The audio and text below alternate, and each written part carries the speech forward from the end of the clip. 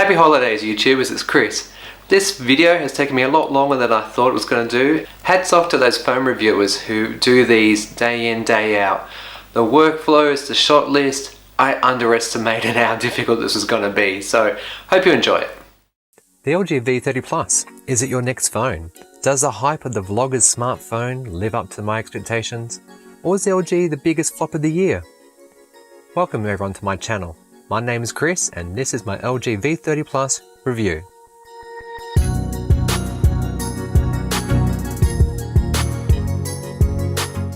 Starting with design, the rear of the phone sports the combined power button with fingerprint sensor, which is nice and fast. Top and center are the dual cameras, flash and laser focus sensors. More on those soon. Finishing off, LG proudly boasts it's partnering with Bang & Olufsen, which is one of the main reasons I purchased this phone. Moving around to the sides, on the left you've got discrete volume up and down buttons which travel slightly, providing a reassuring click when pressed. The opposite side has nothing but the tray for either dual SIM or expandable storage up to 2 TB. From someone who's used to managing 64 GB on a phone, let alone 128 gigs, I'm not sure how you're going to fill 2 TB. On the base, you'll find an okay performing bottom firing mono speaker, USB-C connection and the main microphone. Topping the phone is one of the noise cancelling microphone inputs, and they're not dead yet, 3.5mm headphone jack. In your hands, the phone is crazy light, especially when compared to others in its class. I think LG's choice of materials, like the plastic screen, curved edges and smaller battery, make the phone feel a bit on the cheap side. You know, like the iPhone 6 or 7. This phone has a lot going for it. The phone is supposedly strong, rated military grade A10G, which doesn't mean much to me, but notably a one-up on the Google Pixel 2 in terms of water resistance. It's IP68 certified, dust and water resistant, meaning you could, if you wanted to, but not me, submerge it in 1.5 minutes of water for about 30 minutes. So let's get the screen issue out of the way. The 18:9 POLED 6-inch 2880 by 1440 screen is great. Over-reported issues like burn-in, hot spots and off-axis color tinging are moot on my device. You need to be a pixel peeper and have a microscope to go out of your way to find these issues. In real-world use, like I hold my phone in front of me, I don't have problems like this. I've owned smart devices since the first iPhone, and all will sport some or all of these issues if you go looking for them. So do yourself a favor, ignore these reports, it really is a non-issue. Getting back on topic, colors are vibrant, screen sharp, and blacks are truly black thanks to the OLED technology. It's not as spectacular as Samsung's S8 and Note screens, but definitely very pleasing to look at with minimal bezels, no notch, and apps can be toggled to fill the full display, or you can manually hide the bottom buttons with a simple press of this button. I find the tall reach of the screen makes one-handed operation limited, but again, LG enables a reduced screen trick, which I find actually very hard to enable. With 4GB of RAM running on Android 7.1.2, I was surprised by LG's heavy-handed OS overlay and bloatware. Within a day I got so frustrated with the design sensibilities that I quickly installed Nova and Pixel launchers.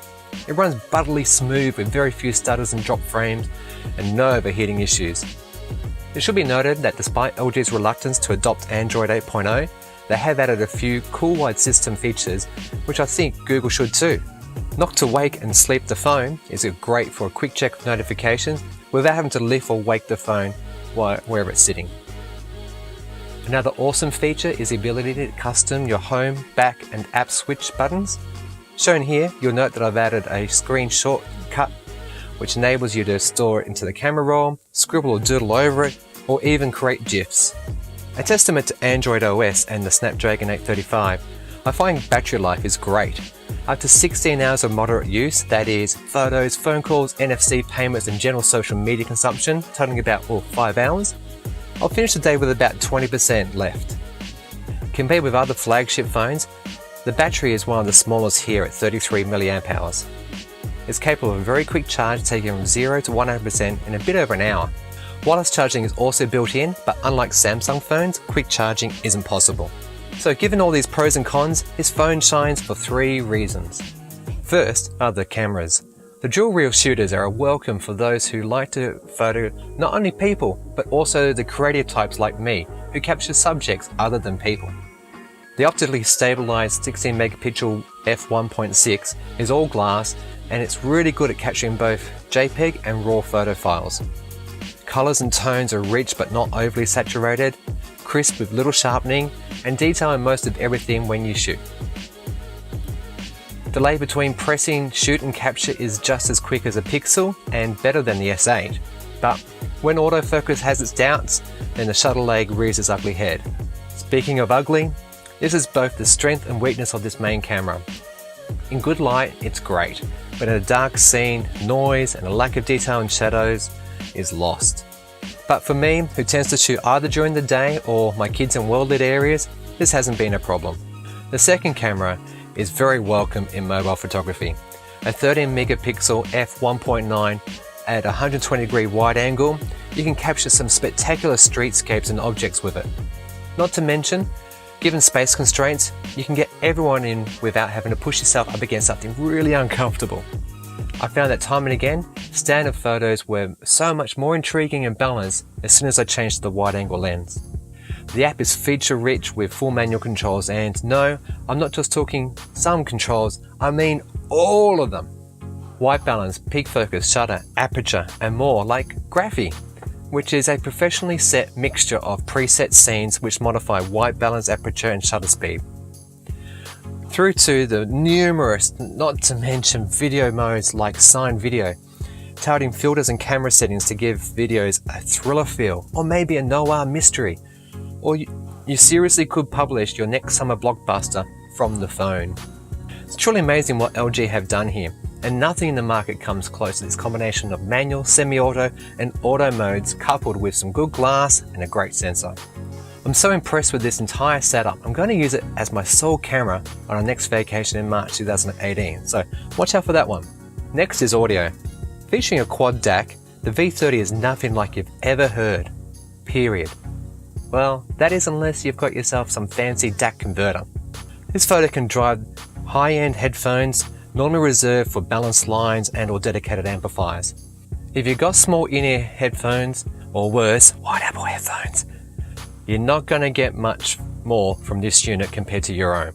But put something decent into that very welcome 3.5mm jack and you'll be taken to Audiotopia. Absolute heaven. Streaming high quality music files to my Bose 25s, I'm hearing sounds and instruments that seriously I've never heard before. The difference between this and most other phones is something you have to try. LG have been so kind as to include a HD audio recorder, which is what I'm actually recording this voiceover with. And yes, LG headphones are pretty average, but this phone makes even mediocre ones that much better. And finally, price. This is a premium phone with a lot of killer features which others should be sporting, especially given the $350 price difference between it and the Pixel 2 XL. I was eagerly awaiting Google's next Pixel phone and was sorely disappointed by its lack of 3.5mm jack, but also its astronomical price. To put this into context for my US viewers, for the price of a Pixel 2 XL, I could get a MacBook. I mean, come on! I get that not every phone is perfect.